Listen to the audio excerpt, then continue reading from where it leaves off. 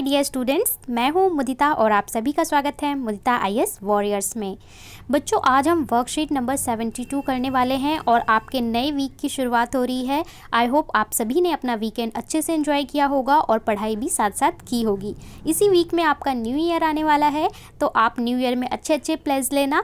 चलिए वर्कशीट देख लेते हैं। ये वर्कशीट आपकी 18 दिसंबर 2020 के लिए दी गई है और हम बीमार क्यों पड़ते हैं जो आपका पार्ट है। इसमें आज हम जिस टॉपिक को पढ़ेंगे उसका नाम है रोग।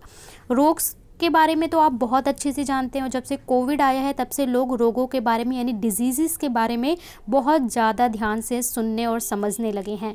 तो देखिए, ज्ञान पूछ रहे हैं जिज्ञासा दीदी, क्या सर दर्द एक रोग है? जैसे आप लोग के मन में भी कभी कभी सवाल आता होगा कि सर में दर्द हो रहा है, बॉडी में दर्द हो रहा है, तो क्या ये एक रोग है?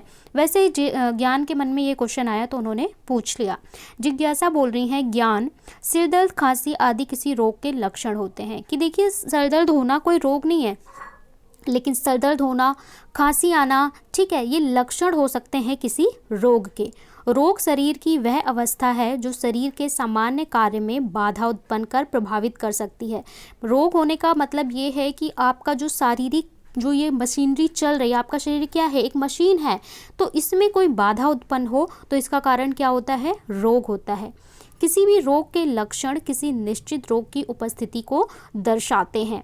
रोग के लक्षण क्या दर्शाते हैं कि मतलब कुछ तो अनवेल है, कुछ तो चीज़ है जो अटकी हुई है। ठीक है, देखिए, हमारा शरीर जो है वो एक मशीन है और इस मशीन में सब चीज़ का अपना अपना फंक्शन है। जैसे कि आपने पढ़ा है, पाचन तंत्र हो गया, श्वसन तंत्र हो गया, तो किसी में भी गड़बड़ी होती है किसी रोग की वजह से तो हम पूरा शरीर जो पूरी मशीनरी है वो इफ़ेक्ट करती है। रोग कुछ कम समय के लिए हो सकते हैं जैसे सिर दर्द या जुकाम, और लंबे समय के लिए भी हो सकते हैं जैसे कि मधुमेह। रोग मतलब छोटे भी हो सकते हैं, जैसे सर दर्द या जुकाम हुआ तो वो आपका 2-3 दिन में ठीक हो जाता है, 1 हफ्ते में ठीक हो जाता है। और ऐसे भी होते हैं जो बहुत लंबे समय के होते हैं, जैसे कि किसी को डायबिटीज़ है, मधुमेह है, तो पूरी पूरी उम्र चलता है।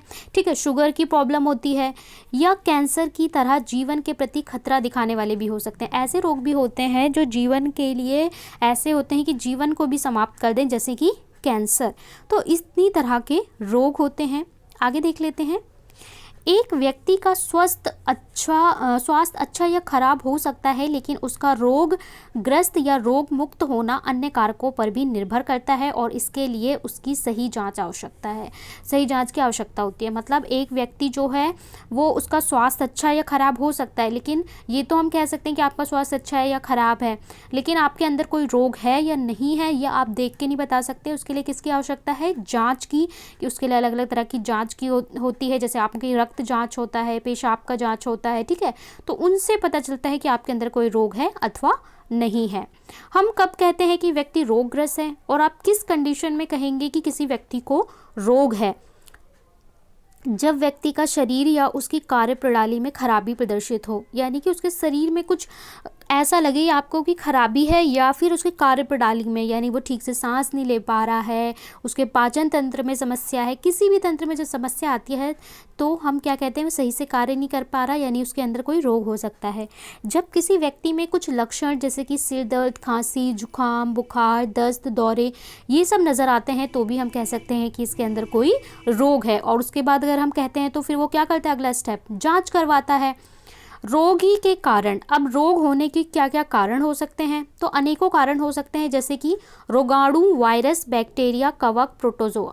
हमारे शरीर में इनमें से कोई भी अगर सूक्ष्म जीव प्रवेश कर जाता है तो हम किसी रोग के कारक बन सकते हैं, जैसे कि बैक्टीरिया, वायरस, कवक। ये सब कैसे होते हैं? सूक्ष्म जीव होते हैं, हमें नज़र नहीं आते, लेकिन खाना, पानी, हवा से हमारे शरीर के अंदर एंटर कर जाते हैं। कुपोषण या मोटापा, यानी आपके अंदर या तो कुपोषण है, यानी आपको सही प्रोटीन, विटामिन, फैट नहीं मिल रहा है जितना आपको मिलना चाहिए, या फिर आप मोटापा है यानी फैट बहुत ज़्यादा है, तो भी हम बहुत जल्दी रोग से ग्रसित हो जाते हैं। आनुवांशिक भिन्नता, यानी जेनेटिकली कोई प्रॉब्लम है आपको बाय बर्थ।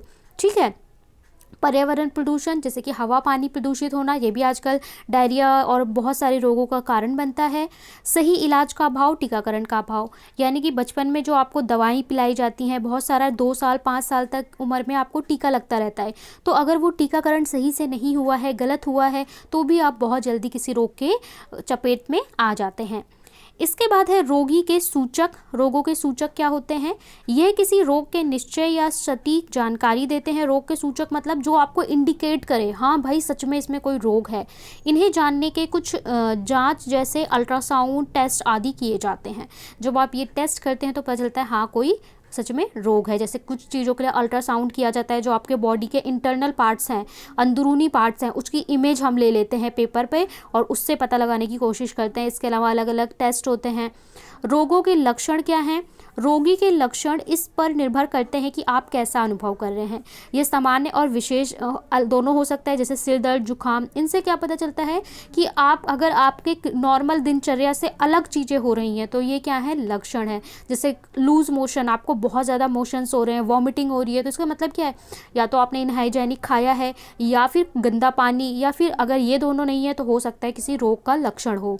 तो ये आपका छोटा सा टॉपिक था, बहुत ही इंटरेस्टिंग था और आज के टाइम में तो आपको जानना बहुत ज़रूरी है। अब आपसे 4 प्रश्न पूछे गए हैं। हम कब कह सकते हैं कि व्यक्ति रोगग्रस्त है? दूसरे में बोला है क्या स्वस्थ होना और रोग मुक्त होना एक ही है? तीसरे में बोला है एक व्यक्ति के रोगग्रस्त होने के संभावित लक्षण क्या हो सकते हैं? और चौथे में बोला है रोगी के विभिन्न कारक बताइए, रोगों के विभिन्न कारक बताइए। तो ये 4 प्रश्न आपसे पूछे हैं और कोविड के संदर्भ में आपके लिए ये मैसेज है कि आपको 2 गज की दूरी का पालन करना है। और ये चित्र आप देख रहे हैं, ये बहुत आपके लिए ज्ञानवर्धक है, ठीक है। अगर आप फिजिकल एक्टिविटी करते हैं तो आप शारीरिक रूप से स्वस्थ रहते हैं, जैसे योगा, एक्सरसाइज। अगर आप नरिशमेंट, हेल्थ, मेंटल हेल्थ चाहते हैं तो हेल्दी रहने के लिए आपको सेब और फ्रूट्स खाने चाहिए। सोशल हेल्थ के लिए यानी सामाजिक स्वास्थ्य के लिए आपको कनेक्ट, लोगों से बात करना चाहिए, अपने विचारों को दूसरे के सामने प्रकट करना चाहिए।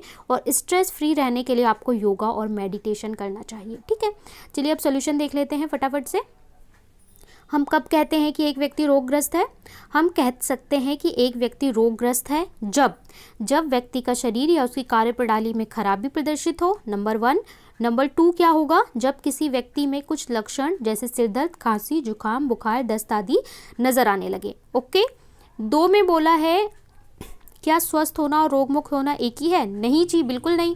स्वस्थ होना और रोग मुक्त होना एक ही नहीं होता, क्योंकि एक स्वस्थ व्यक्ति रोग मुक्त हो सकता है। आप स्वस्थ हैं तो आप रोग मुक्त हो, ये बात ठीक है, किंतु एक रोग मुक्त व्यक्ति स्वस्थ हो ये जरूरी नहीं। कैसे, मैं आपको समझाऊं।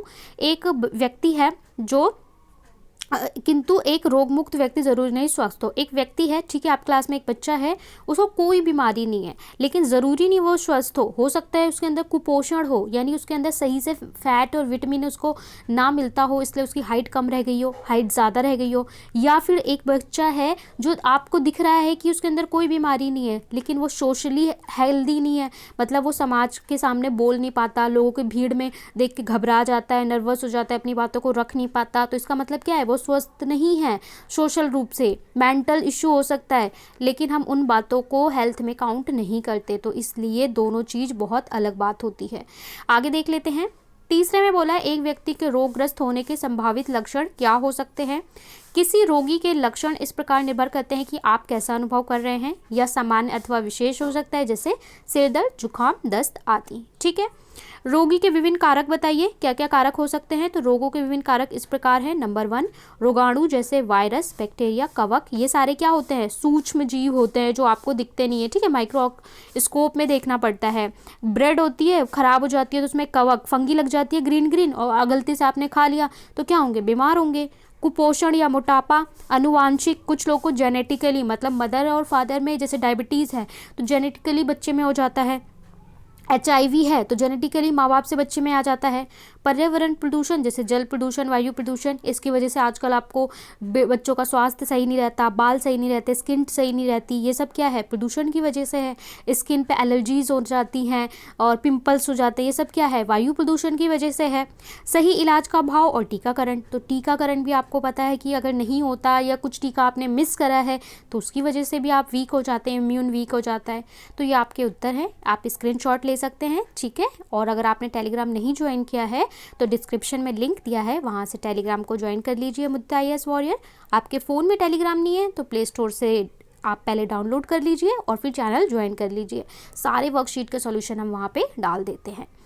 सो गाइज़ यहाँ पे हमने वर्कशीट 72 कर ली। आपको वीडियो को लाइक, शेयर और चैनल को सब्सक्राइब करना बिल्कुल नहीं भूलना है। साथ ही अगर आप चाहते हैं कि एक ऐसी वेबसाइट में आपको बता दूँ जहाँ पे पिछली 1 से लेकर 71 तक सारी वर्कशीट आपको सारी वर्कशीट के क्वेश्चंस मिल जाएं, एक ही जगह पे सारी वर्कशीट्स मिल जाएं, आपका जो सपोर्टिंग मटेरियल स्कूल से मिलता है वो मिल जाए, इसके अलावा सिलेबस सब कुछ आपको एक प्लेस पे मिल जाए, आप चाहते हैं तो आप मुझे कमेंट करके बताइए। मैं आपके लिए एक वीडियो बना दूंगी। आपको उस लिंक में कैसे जाना है, कैसे वहाँ से वीडियोज़ डाउनलोड करनी है, कैसे आपको वर्कशीट्स के PDF सब चीज़ सारे मटेरियल का PDF डाउनलोड करना है, इसके लिए आपको कमेंट करके बोलना होगा। तो मैं आपके लिए ज़रूर वीकेंड में वो वीडियो बना दूंगी। सो मिलते हैं नेक्स्ट वर्कशीट में।